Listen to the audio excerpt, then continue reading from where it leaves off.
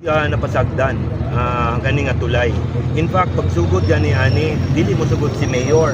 Ang sangguni ang bayan na ay resolusyon.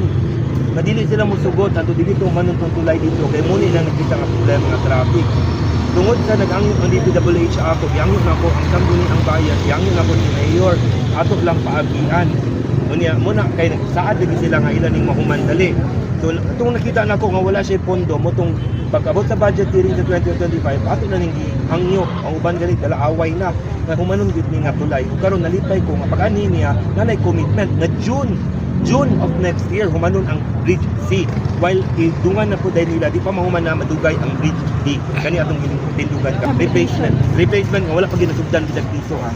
Kani budget na maruga na to no? 1.5 billion ang nakita nako dito nga naka-reflect sa budget sa DPWH. Kung dili mawala na gibutang nila nga 700 for 2027. 2027 na ilang gibutang nga 700. Hopefully sa 2028 kung ilang ipadayon mga 800 na lang ang kulang kapin. Mahuman po dahil ni pagsaka. Hopefully. Ang A, wala na ni problema. Ang A, wala na problema. 1998, Maninga Bridge, katong gi-turn over ni former President Erap Estrada. Mabati gid niya, kita niya traffic. Sigurado gid ko, kung di man siguro siya makapamalikas, ganina nagbaklay din eh. Ngayon nag-abri bintana, di na ko mga kaila. Ang pan maroon ang color, gi-abri bintana, gikasabaan ni. At least kabalo siya gikasabaan ni kita siya. Nang unsa kasuko ng mga tao nga dili mo man ang tulay sa DPWH. Kung since ano siya may tabuhan ang approach aning Bridge C kay prog na may structures yeah. mga Nanatay gitrabaho na ni Mayor ang road right of way para maabrihan. So maabri ni ako duda gani kung ma-expand pa ni pon bisan ang munisipyo maikot. Okay. Kaya may na lang si Mayor ibalin niya ang munisipyo dito sa Malaiba uptown. Taguluan uptown. Kung ang DPWH Region 10 uns nga nung wala pud ni nila gi-push nga kabalo man sila nga importante kay ning nga tulay diri. Actually gitrabaho ba ni una no dili kay mulaman ko sa ila kay kung sumay na nila wayong iya pununta kay nganong inaning kahimtang sa taguluan. Pero kung nadumdum mo sa 2025 26 na budget na wala ato 4B part to siya ano. Suko lagi tao. Suko lagi tao sige sa traffic din.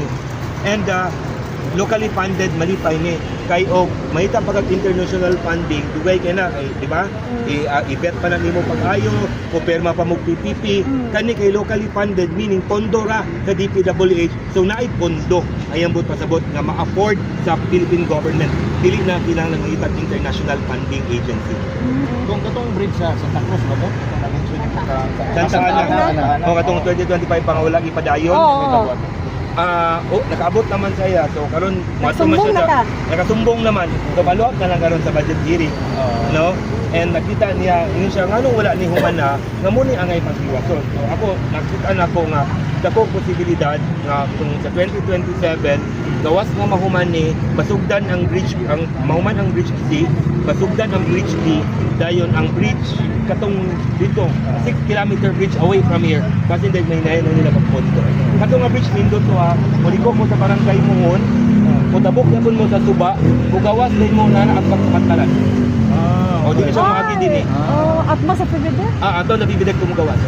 Nag-connect siya. Pwede ka bukid mo. Flood control ko nga dredging na lang ang ako lipay ko no in the absence di man nila makaya ug ma-afford kay gamay naman siguro ilang pondo sa kadagan priority labi na duda ko ang ilang ponduhan pag-ayo ko ng Manila kay grabe kayo ang baha dredging more than happy ta malauman lang kay ang importante mulawom niya Suba maluwas ta sa pila pa ka tuig pero dili pwede nga dili ipasunod ang flood control nila ha pero dredging pa lang nagtuo ko nga dako na kay tabang sa ato.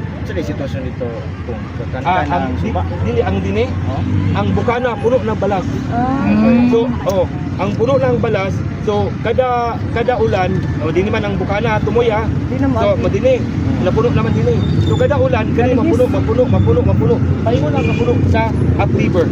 Pulang kulba. Wapo ni kuhaan ni siya para mulawom ang tubig. Kani po yang inarunan nga batuan ni paingon diretso.